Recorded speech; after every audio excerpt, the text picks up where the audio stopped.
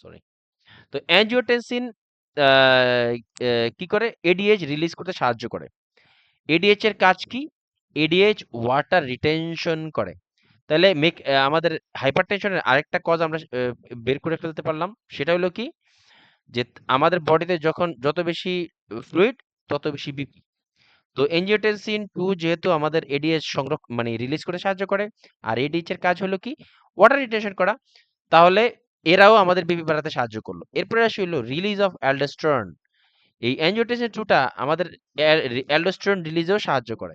আর অ্যালডোস্টেরনের কাজ কি? অ্যালডোস্টেরনের কাজ হলো সোডিয়াম এবং ওয়াটার রিটেনশন করা। এট এ টাইম এরা দুইটা কাজ করে, সোডিয়ামও রিটেনশন করে, ওয়াটারও রিটেনশন করে।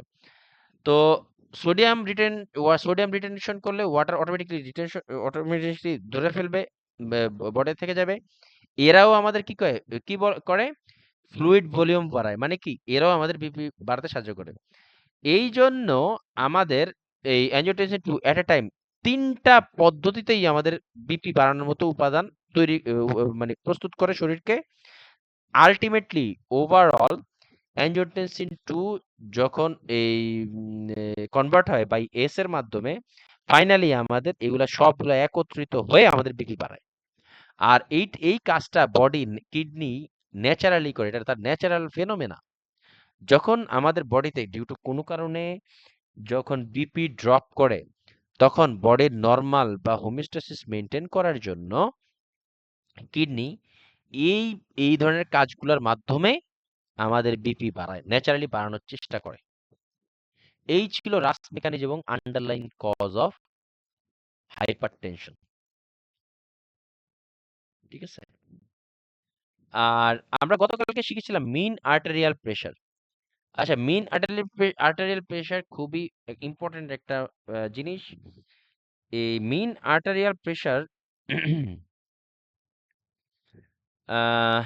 মিন আর্টেরিয়াল প্রেশারটা হলো যে তোমার এই আমাদের অর্গানে ব্লাড যে পারফিউশন হয়, এই অর্গানগুলা প্রপারলি ব্লাড পাচ্ছে কিনা, একটা অর্গানে যে পরিমাণ আম, কি বলে এটাকে, ব্লাড পাওয়ার কথা সেটা পাচ্ছে কিনা, এই জিনিসটা আইডেন্টিফাই করে হলো এই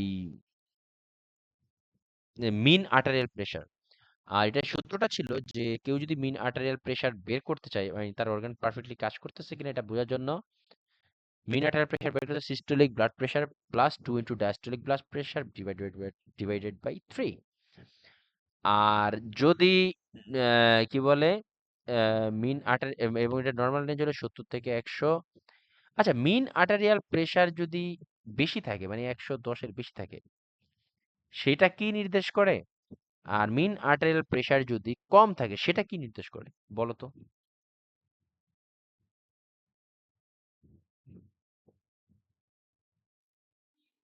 কম হইলে হচ্ছে পারফিউশন কম হচ্ছে হ্যাঁ, অর্গানগুলোতে, রাইট। এর আর ফল বেশি হলে এটার বেশি আরেকটা নাম হচ্ছে। আছে। বলো তো, পারফিউশন কম হলে একটা নাম আছে আরেকটা, খুবই ল্যাকটিক পরিচিত। হ্যাঁ, ল্যাকটিক বলে না ভাইয়া, যে সেপসিসের রোগীর যখন পারফিউশন কম হয় তখন মেইন আর্টারিয়াল প্রেশার দেখা হয়। জি। তোমরা কাছাকাছি, দুইজনই যা বলছো একদম কাছাকাছি। আরেকটা নাম আছে, বললো বলে আর এটা তো জানি, একদম ইজি। একটু গেস করো তো, পারবা? তোমরা দুজন যেটাই বলছো, ফারহানা তোকে যেটাই বলছো দুইটাই কারেক্ট। অপশন দিলে পারা যাবে মানে। এস দিয়ে শুরু হয়, এস। কে বলতে পারবে? পারফিউশনের আরেকটা নাম জানতে চাইতেছেন নাকি? না বুঝলাম না না। না, যদি মিনিটের প্রেসার 70 এর কম থাকে সেটাকে কি বলে? এস দিয়ে শুরু হয় নামটা, যে কেউ বলতে পারো।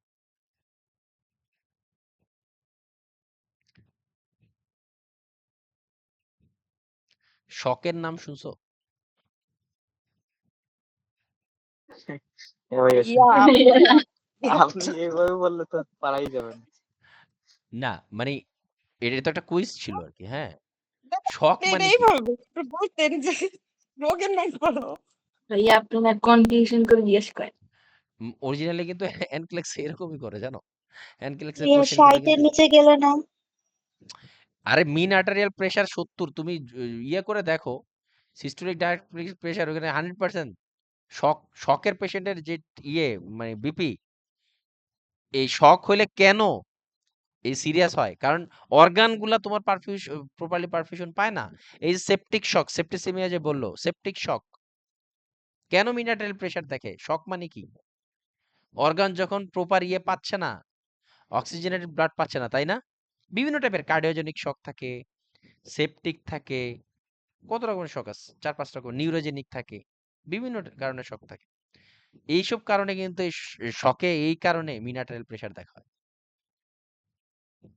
মানে শকের আমি ম্যানেজমেন্ট করতেছি, বাট অর্গান পাচ্ছে কিনা এটা বুঝবো কিভাবে? তখন এই মিনারেল প্রেশার দেখা হয় এইসব কারণে। আর যদি মিনারেল প্রেশার বেশি থাকে তাহলে কি ইন্ডিকেট করে?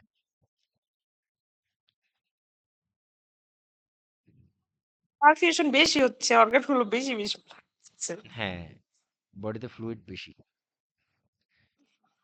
এই আর কি। এটা অত জটিল না। এবার আসি হলো, গতকালকে আমরা অ্যান্টি হাইপারটেনসিভ ড্রাগের বিষয়ে শুরু করবো বলছিলাম আজকে অফিসিয়ালি। তো অ্যান্টি হাইপারটেনসিভ এর বিভিন্ন টাইপের ড্রাগ থাকে। তো প্রথমেই আসে হলো ডায়োটিক্স। আচ্ছা, এত প্রকার অ্যান্টি হাইপারটেনসিভ ড্রাগ কেন?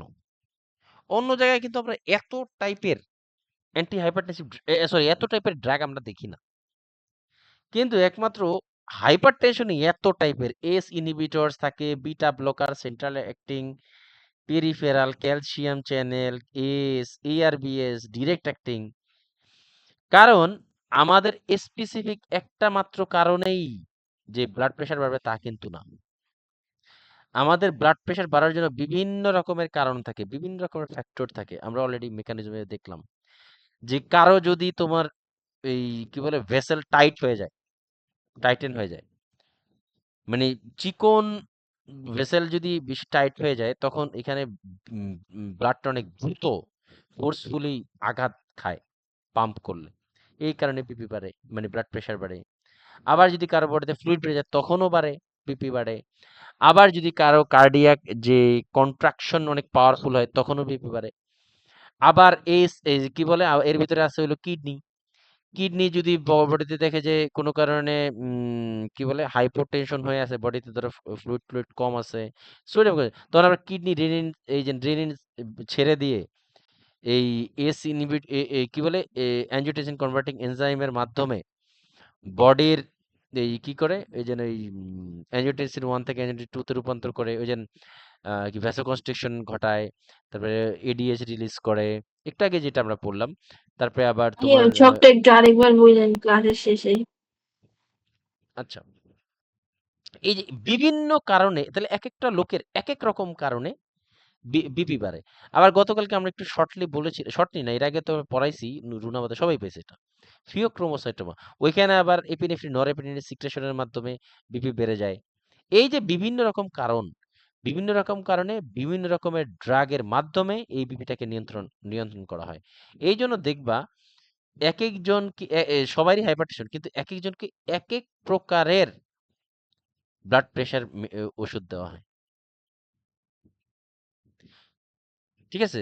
তার কারো যদি বডিতে শুধুমাত্র ফ্লুইড বেশি থাকার কারণে বিপি বাড়ছে, তারা কি ডিরেক্ট অ্যাক্টিং ভ্যাসোডাইলেটর দিবে? তাকে কি এস ইনহিবিটরস দিবে? নো, প্রয়োজন নাই। জাস্ট ফ্লুইডটা কমায় ফেলো, বিপি কমে যাবে। বুঝতে পারছি?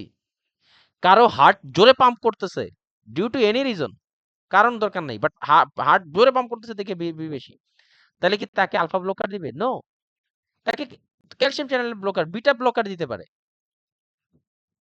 কারণ এগুলা সরাসরি হার্টের যে পাম্প করে জোরে জোরে এটাকে নিয়ন্ত্রণ করে, ফলে কি হয়? বিপি পারবে না, নিয়ন্ত্রণে থাকবে। কারো ভেসেল অনেক চিকন হয়ে গেছে, বিপি বেড়ে গেছে, তার ভেসেলটাকে ডাইলেট করে দিলেই হয়ে যাবে, বিপি নিয়ন্ত্রণে থাকবে। তার তো ডায়াবেটিক্স দরকার নাই, তার তো বিটা ব্লকারের প্রয়োজন নেই। এই জন্য এক একজন মানুষের শরীরে এক এক রকম কারণে এই এই ব্লাড প্রেশার বাড়ে, এবং এই জন্য তাদের এক এক এই প্রত্যেকটা মানুষের ইন্ডিভিজুয়ালি তাদের আলাদা রিজন থাকে বিপি বাড়ার। ওই রিজন গুলোর উপরে ভিত্তি করে এই ড্রাগ গুলাকে চুজ করা হয়। আশা করি বুঝতে পেরেছো। এবার আসি হলো আমরা ডায়াবেটিক্স সম্পর্কে শুরু করি। তো ডায়াবেটিক্স বিভিন্ন প্রকার ডায়োটিক্স আছে, হ্যাঁ। প্রথমেই আছে যে পটাশিয়াম ডিপ্লিটিং ডায়োটিক্স। পটাশিয়াম যে ডায়োটিক্স গুলা পানি বের করার সাথে সাথে পটাশিয়ামও বের করে ফেলে শরীরের থেকে, ঠিক আছে। মানে যে ডায়োটিক্স গুলা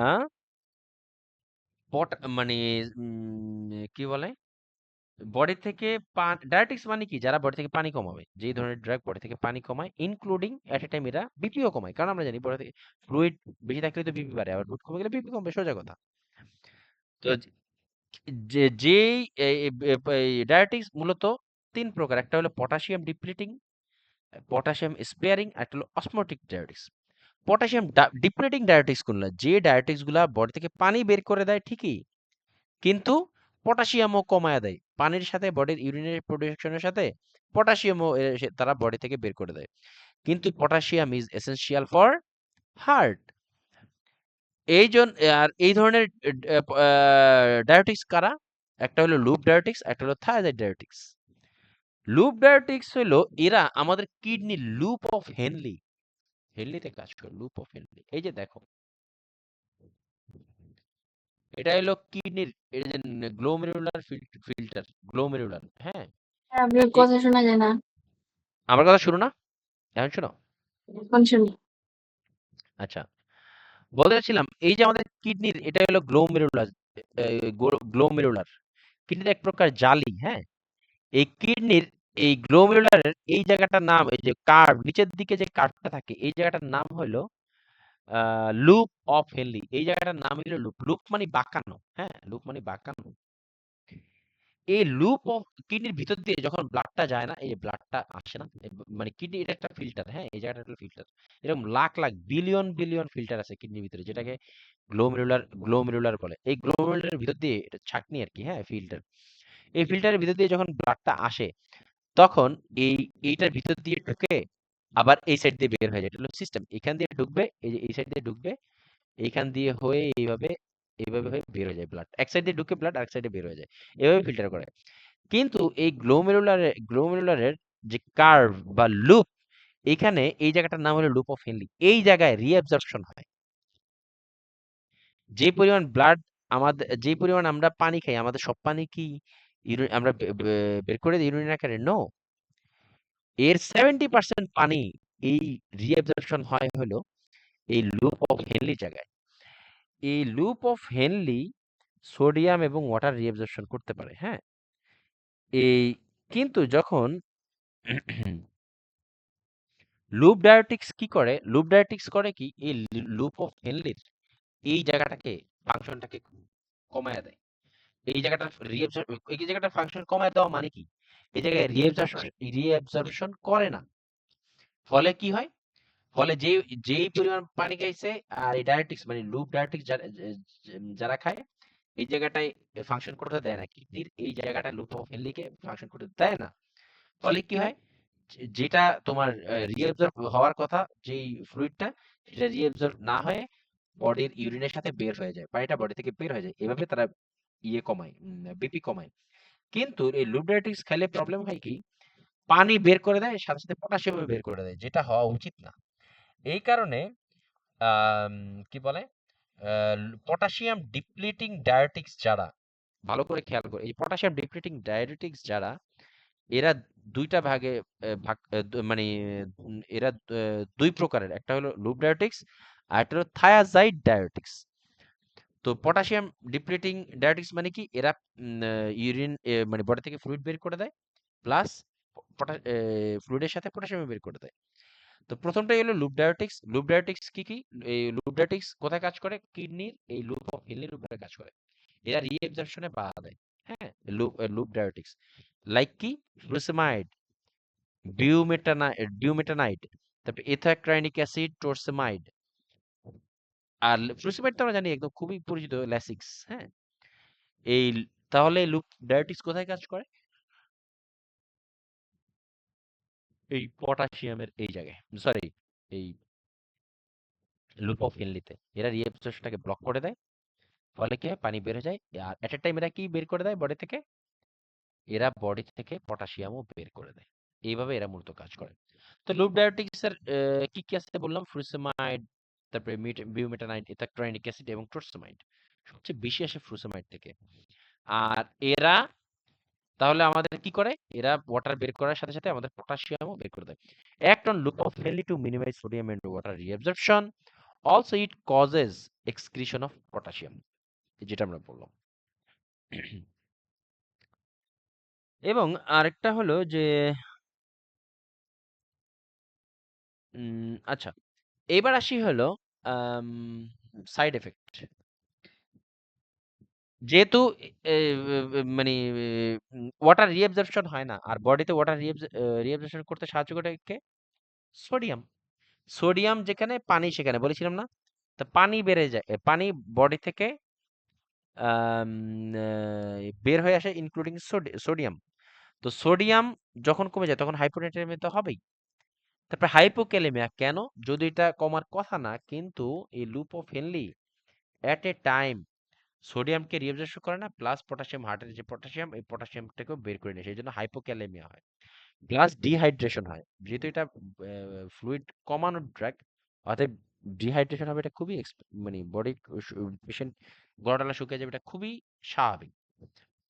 আচ্ছা, এই সাইড এফেক্টের ভিতরে সবচেয়ে ডেডলি হলো হাইপোক্যালেমিয়া। এই জন্য কোশ্চেনটা হাইপোক্যালেমিয়ার উপর থেকেই আসে। মানে কি, পটাশিয়াম ডিপ্লিট করে, ঠিক আছে?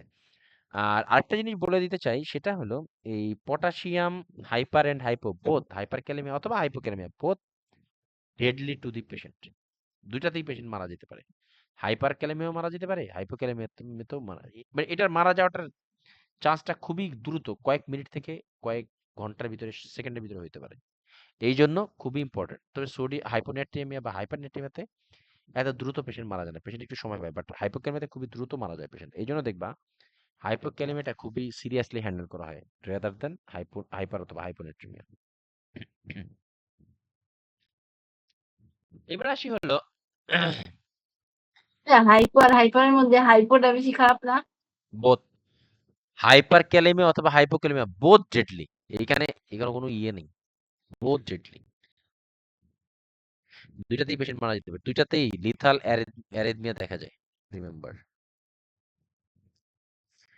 এরপর আসি হলো এই কি বলে, আরেকটা বিষয় আছে যে হাই ডোজ অফ ফ্রুসেমাইড, এটা অটোটক্সিসিটি, মানে কানের ভিতরে ঝিনঝিন টিংলিং সেন্সেশন তৈরি করে, লিখে রাখতে পারো। High dose of frusemide can cause ototoxicity, লিখে রাখো। ভাইয়া এটা পাইছি যে লেসিক্স র্যাপিডলি দিলে, ধরেন ফ্লাশ যদি দেওয়া হয় তখন ইয়েস, অটোটক্সিসিটি হয়। হ্যাঁ বলতেছি, এই যে হাই ডোজ এটা তো এটা আমি কোশ্চেনে হুবহু পাইছি, হাই ডোজ অফ ফ্রুসেমাইড, ও, বা আর ওই যেটা যে তুমি কন্টেন্ট বলতেছো। বইয়ে পাইলাম আমি আমি এটা তোমাকে ফ্লাশ বলি, দিলে এই ফ্লাশটা কি কম ডোজ নাকি বেশি ডোজ?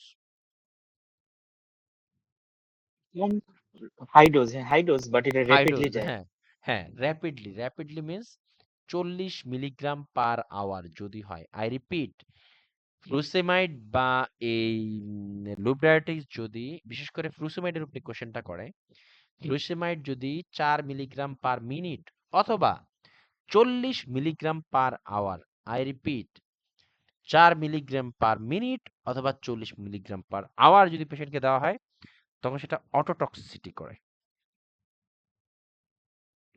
আর এটা খুব সম্ভবত আমি ইয়েতে পাইছি, ইউয়ার্ল্ড এরটাই পাইছি, যে high dose of frusemide can cause ototoxicity. কোড ক্যাম্পেও আছে ভাই এটা। ক্যাপ্লানে আছে? কোড ক্যাম্পে, ক্যাপলানে এখনো ও পাইনি। আচ্ছা আচ্ছা, বুট ক্যাম্পে না?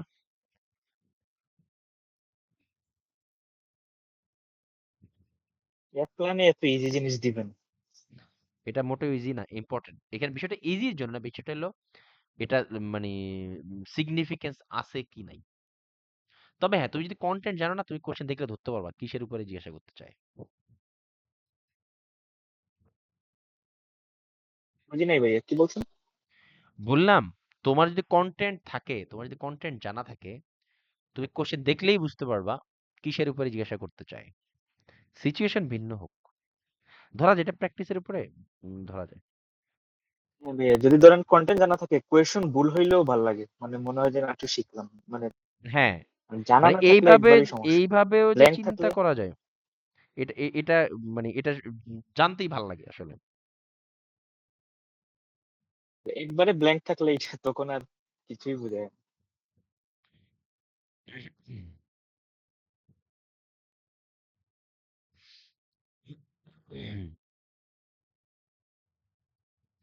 আচ্ছা, কেন এই হাই ডোজ বা র‍্যাপিড ফ্লাশ কেন অটোটক্সিসিটি তৈরি করে?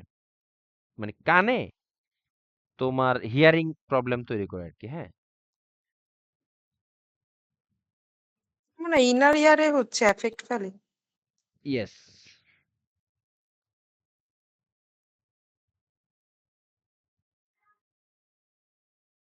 এই হাই ডোজ মানে হাই ডোজ বা তোমার এই হাই ডোজ যে ফুরসেমাইড, বিশেষ করে ফুরসেমাইডের উপরে কোশ্চেনটা বেশি হয় এটাতে। যে হাই ডোজ অফ ফুরসেমাইড আমাদের যে কান এটাকে বন্ধ করে ফেলে। মানে কানের যে ট্রান্সপোর্টার আছে না, আই মিন সাউন্ড যে ভেসে যে আমাদের কান পর্যন্ত পৌঁছায়, এটাকে বন্ধ করে দেয়। কিভাবে? ইলেকট্রিক্যাল, এই যে আমাদের সোডিয়াম এবং পটাশিয়াম এগুলা কি ইলেকট্রোলাইট না? এই আমাদের বডিতে যে এক এক ইয়ের সাথে সিগন্যাল যে ট্রান্সফার হয়, এই সিগন্যাল মানে এই ইলেকট্রিক্যাল ইমব্যালেন্সের মাধ্যমে তো পজিটিভ নেগেটিভ এর মাধ্যমেই তো ইয়েগুলা যায়। তো এই যখন আমাদের সোডিয়াম এবং পটাশিয়ামের যে রেশিও থাকার কথা বডিতে যখন অ্যাবনর্মাল হয়ে যায়, তখন এটা আমাদের কানের যেই তোমার সেন্সেশন, আই মিন কানে যে তোমার কথাবার্তা আসে, এইটার ইয়েটাকে মানে অ্যাবনর্মাল করে দেওয়ার ফলে সিগন্যালগুলো যেতে পারে না। মানে ইলেকট্রিক্যাল সিগন্যালটা তারা ডিস্ট্রয় করে দেয়। ফলে কি হয়? যে তোমার ওই কানের এদিকে কোনো শব্দ ঠিকমতো আসতে পারে না। মানে ভাইব্রেট করতে পারে না। সাউন্ডটা ভাইব্রেট করতে পারে না। আবার ভাইব্রেট কান পর্যন্ত আসার পরে এই ইলেকট্রিক্যাল ইমব্যালেন্স এর কারণে কান এটাকে সাউন্ড আকারে তৈরি করতে পারে না। এর ফলে এটাকেই মূলত বলা হয় অটোটক্সিসিটি।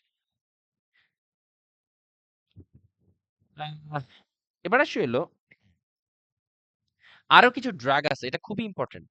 এই যে এই হাই ডোজ অফ বা র‍্যাপিড ইনফিউশন অফ ল্যাসিক্স বা ফুরসেমাইড, এটার রেঞ্জটা কত? ওভার 4 mg বা 40 মিলিগ্রাম পার আওয়ার। যদি হয় এটা ইউয়ার্ল্ডে পাবা তোমরাও যারা প্র্যাকটিস করতেছো খুব দ্রুতই পাবা, না পাইলেও। আরো কিছু ড্রাগ আছে যারা তোমার এই ototoxic, like aminoglycoside, aspirin, chloramphenicol, cisplatin. এই স্লাইডটা বেশ কয়েকবার পড়বা, জাস্ট পড়বা, কাজে দিবে, খুবই ইম্পর্টেন্ট। এখানে সবগুলা কোশ্চেন ইয়েতে পাওয়া গেছে। আম, কি বলে, প্রত্যেকটা অপশন কোশ্চেনে পাওয়া গেছে। এই ড্রাগগুলো অটোটক্সিক, দে আর অটোটক্সিক। কোনো না কোনো কারণে, এখানে শুধু ল্যাসিক্সটা বললাম, বাকিগুলোরও বিভিন্ন কারণ আছে, তারা কানে প্রবলেম ঘটায়। এখন তুমি পইরা যাইতেছো অটোটক্সিক, কিন্তু এই ড্রাগ দেওয়ার পরে কানে ঝিনঝিন করতেছে, শো শো সাউন্ড করতেছে কানে, তাহলে কি এটা অটোটক্সিসিটি না? অবশ্যই কানের প্রবলেম। এইভাবেও দেয় কোশ্চেনে।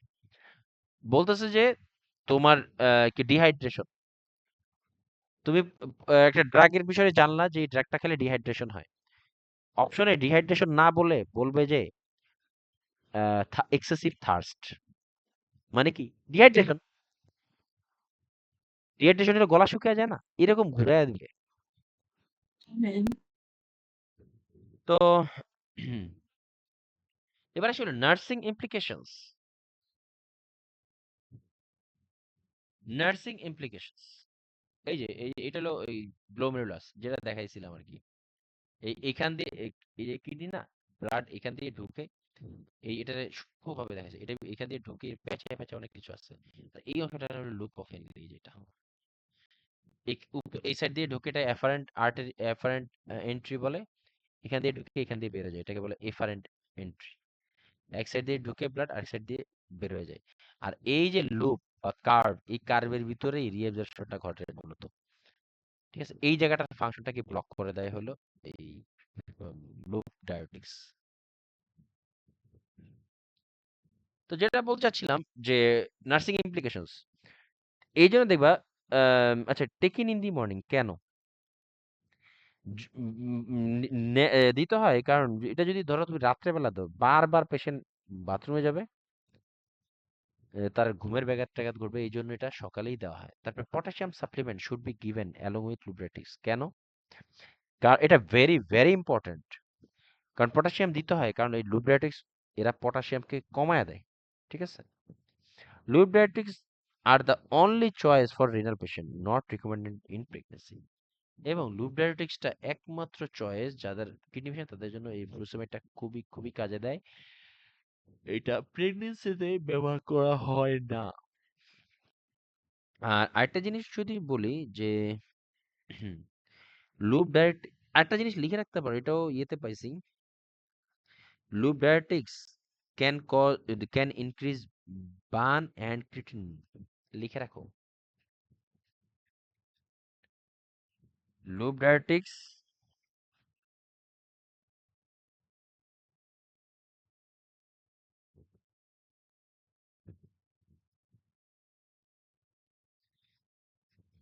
ক্যান কজ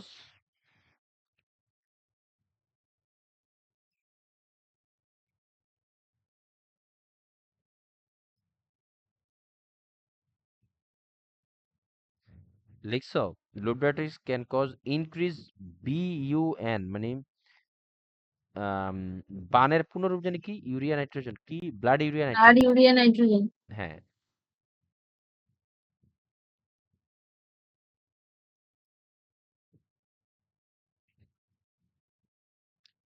এটাও কোশ্চেনে পাইছি। হ্যাঁ,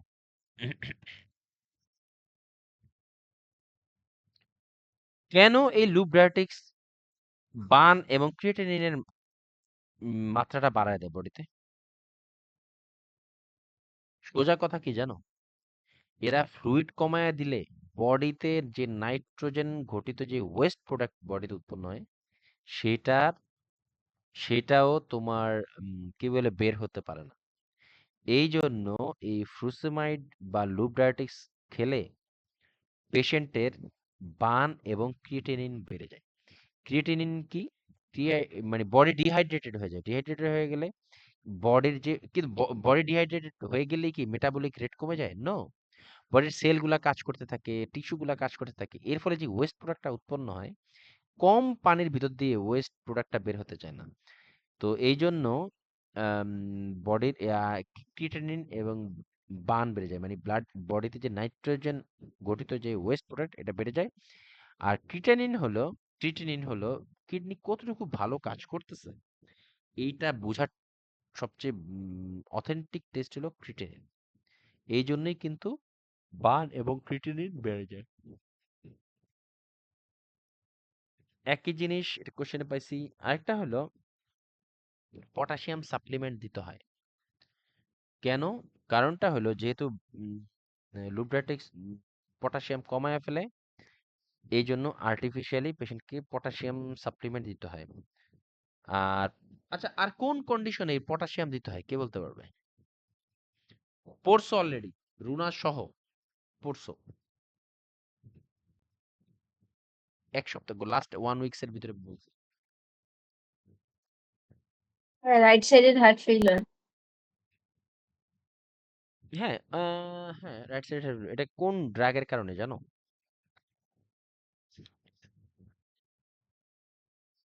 ডিজক্সিন। Very good, ডিজক্সিন। ডিজক্সিনের কারণেও এক্সট্রা পটাশিয়াম দিতে হয়। এবার আসবো হলো আরেকটা আরেকটা জিনিস, সেখানেও এক্সট্রা পটাশিয়াম দিতে হয়, তারা হলো thiazide ডায়োটিক্স।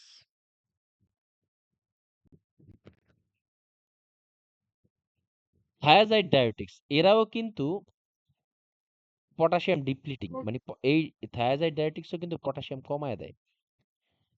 They promote renal excretion of sodium, potassium and water. তারা আমাদের ওই যে কিডনির যে গ্লোমেরুলার ফিল্ট্রেশন আছে না, সরি রেট না, গ্লোমেরুলার ফিল্ট্রেশন রেট, এটা বলার ঠিক না। আই মিন কি বলে এটাকে, গ্লোমেরুলাস, গ্লোমেরুলাস আছে না, এই গ্লোমেরুলাস তোমার ইয়েটা প্রমোট করে সোডিয়াম বের করে দেয়, পানি তো দেয়, সোডিয়াম পটাশিয়াম এবং ওয়াটার বের করে দেয়। এটাও কিন্তু potassium depleting. I repeat, loop diuretics and potassium diuretics, sorry thiazide diuretics, both potassium কমায় দেয় body. They promote renal excretion of sodium, potassium, and water. Example কি? ক্লোরোথায়াজাইড, কি ক্লোরোথায়াজাইড, হাইড্রোক্লোরোথায়াজাইড। এইচসিটিজি আছে না, এই যে এইচসিটিজি, এটা হলো hydrochlorothiazide. HCTZ means hydrochlorothiazide. তারপরে ক্লোরথ্যালিডন, ঠিক আছে? এই ক্লোরোথায়াজাইড আর ক্লোরথ্যালিডন, এই দুইটার উপরে বেশি কোশ্চেন হয়। এই এই দুইটা ড্রাগটা বেশি আসে আর কি থায়াজাইড ডায়ারেটিক্স হিসেবে।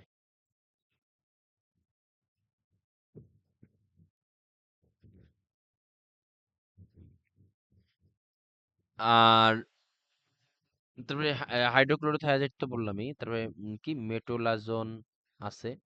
এবার আসি হলো কোন কোন ক্ষেত্রে আমরা এই ডায়াবেটিসটা মানে থায়াজাইড ডায়াবেটিসটা আমরা দেই না। Known allergy to sulphur drug. আচ্ছা, আরেকটা বিষয় হলো যে থায়াজাইড ডায়াবেটিক্স এবং সালফোনামাইড, সালফোনামাইড মিন্স কি? সালফার, আমি এর আগে বলেছিলাম সালফার কন্টেইনিং, সালফার সাবস্টেন্স দিয়ে যে ওষুধগুলা তৈরি হয় এরা সবই সালফার মানে কন্টেইন করে, মানে একই জিনিস, মানে হয়তোবা উপাদান একই বাট এদের ফরমেশন বা মেক হওয়ার জন্য পদ্ধতি ভিন্ন। এই থায়াজাইড ডায়াবেটিক্স যাদের সালফার ড্রাগে প্রবলেম আছে, মানে ফটোসেনসিটিভিটির কথা বলতেছি, কিছু ড্রাগ আছে যাদের তোমার আম, কি বলে, যেসব ড্রাগ খেলে রোদ্রে বের হওয়া যায় না, রোদ্রে বের হইলে কিংবা লাইটের আলোতে, সূর্যের আলোতে হাত পা জ্বালা পোড়া করে, চুলকায়, এদেরকে বলা হয় ফটোসেনসিটিভ ড্রাগ।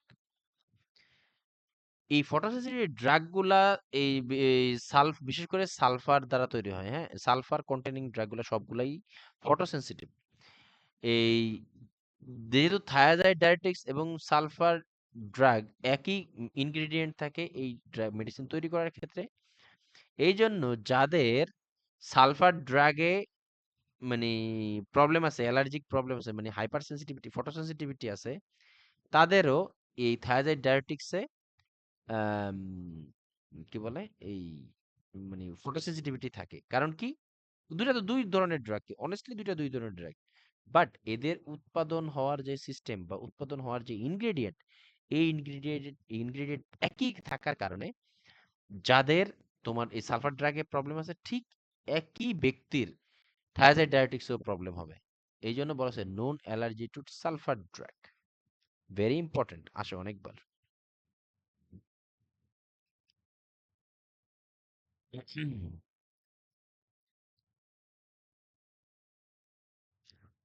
এরপর আসলে রেনাল ইনসাফিসিয়েন্সি কেন এটা কিডনির ইনসাফিসিয়েন্সি ঘটায়। বিষয় হলো যে থায়াজাইড ডায়াবেটিক্স কিন্তু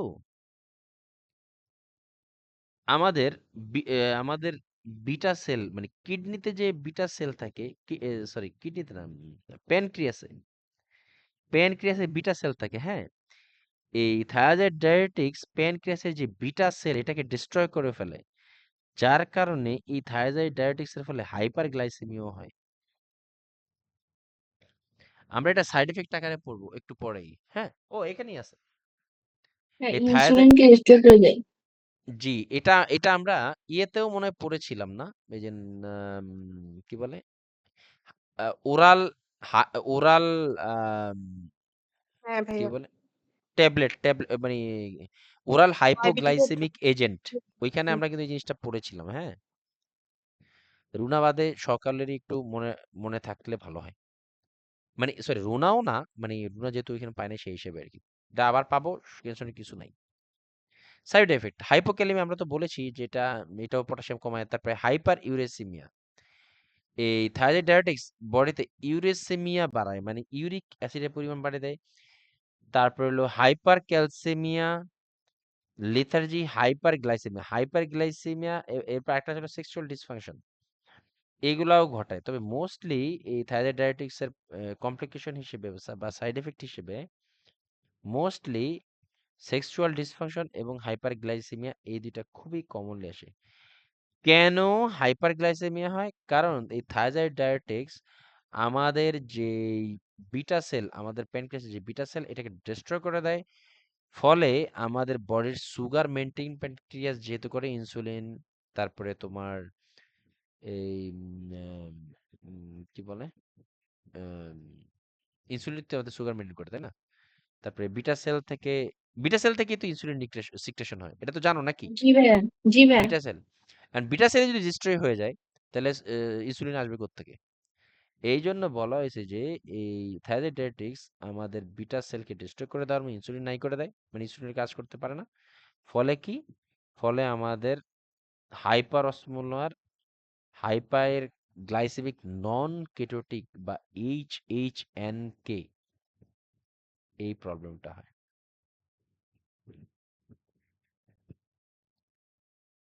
আর ওইখানে আমরা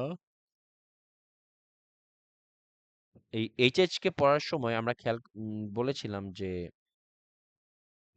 সরি HHN কে পড়ার সময় আমরা বলেছিলাম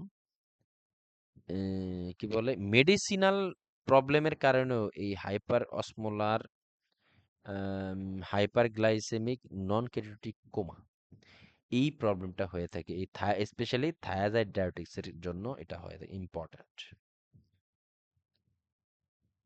আচ্ছা, কেন তোমার এই কি বলে সেক্সুয়াল ডিসফাংশন হয়? এটা আসলে কারণ না জানলেও চলবে, তবে একটা জিনিস মাথায় রাখবা, বেশিরভাগ হাইপারটেনসিভ ড্রাগে সেক্সুয়াল ডিসফাংশন হবে। লিখে রাখো। বেশিরভাগ হাইপারটেনসিভ মানে অ্যান্টি হাইপারটেনসিভ ড্রাগ গুলাতে এই সেক্সুয়াল ডিসফাংশনটা কমনলি দেখা যায়। ইম্পর্টেন্ট আসে।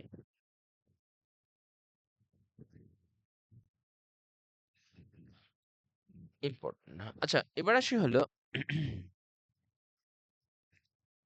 কিছু স্লাইড বাকি আছে, যেসব কিছু ড্রাগ আছে যারা ফটোসেনসিটিভ। ফটোসেনসিটিভ মিন্স সিক্স তো না, এটা না।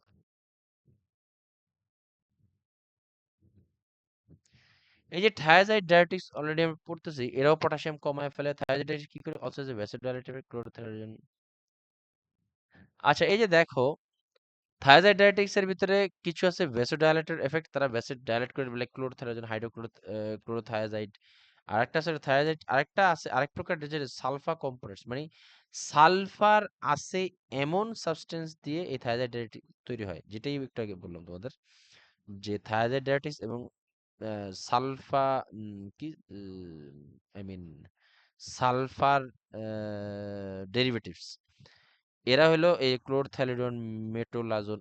এটা এইভাবেই পড়ে, স্লাইডে যেভাবে আছে এটা এইভাবেই পড়ো, অথবা স্লাইড দেখে যদি খাতা লিখে রাখতে বইয়ে লিখে রাখতে পারো সেটা আরো ভালো হয়। এই থায়াজাইড ডায়াবেটিক্স খেলে তার ফটোসেনসিটিভিটি হতে পারে। ফটোসেনসিটিভ মানে সূর্যের আলোতে গেলে তোমার ওই কি বলে, হাত পা জ্বালা পোড়া করে এরকম হয়, এটাই হলো ফটোসেনসিটিভিটি।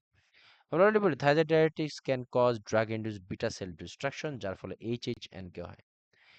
Classic drug conditions with photosensitivity, যে ড্রাগগুলা খেলে সূর্যের আলোতে গেলে বা লাইটের আলোতে গেলে গা চুলকায়, হাত পা জ্বালা পোড়া করে, এরকম কিছু ড্রাগ আছে যেগুলো হলো টেট্রাসাইক্লিন, সিপ্রোফ্লক্সাসিন। যাদের পিম্পল হয় মুখে, পিম্পলস, টেট্রাসাইক্লিন খুবই কমনলি ব্যবহার করা হয় টেট্রাসাইক্লিন তাদের ক্ষেত্রে।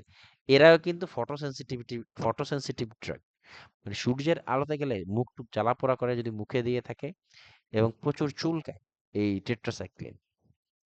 তারপরে সালফিনালাইরিয়াস হলো সালফার, সকর সাল বা সালফার, এই যে এখানে আছে সালফোনাইলিরিয়াস, এই যত প্রকার সালফার বা সালফার কন্টেইনিং যত ড্রাগ আছে সবগুলাতে এই ফটোসেনসিটিভিটি হয়। আসো নাকি সবাই? জি কয় মিনিট ভাইয়া। আছে আর কয় মিনিট আছে? 3 মিনিট। আচ্ছা, তারপরে লাইক সালফাসালাজিন, আমরা এই সালফার কন্টেইনিং, সালফার একটা ইনগ্রেডিয়েন্ট যে ইনগ্রেডিয়েন্টের মাধ্যমে তোমার মেডিসিন তৈরি হয়। এই সালফার কন্টেইনিং যে কয়টা ড্রাগ আছে সবগুলাতে ফটোসেনসিটিভিটি হয়। আমরা কিভাবে বুঝবো? সালফা বা সালফো এই ধরনের শব্দ থাকবে, তারাই হলো sulphur containing drug. Most thiazide diabetics are sulphur derivatives, মানে সালফার কন্টেইন আছে বেশিরভাগ থায়াজাইড ডায়াবেটিক্স এর মধ্যে। তারপর অ্যান্টিসাইকোটিক, লাইক হ্যালোপেরিডল। যদি এখানে লেখা নেই, বাট হ্যালোপেরিডল হলো যাদেরকে ব্যবহার করলে, এই হ্যালোপেরিডল ব্যবহার করলে আমাদের পেশেন্টের ফটো সেন্সিটিভিটি হয়। তারপরে মেথোট্রিক্সেট, এটা হলো কেমো ড্রাগ হলো মেথোট্রিক্সেট আমরা পড়বো।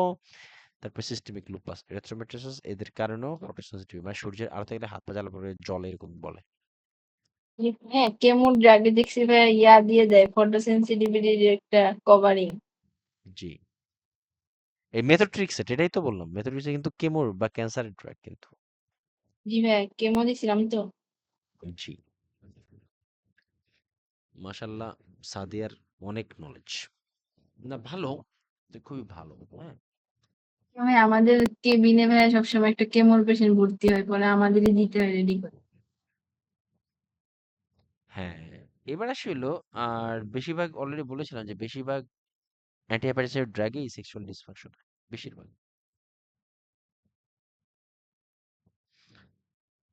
আম, এরপর আসি হলো,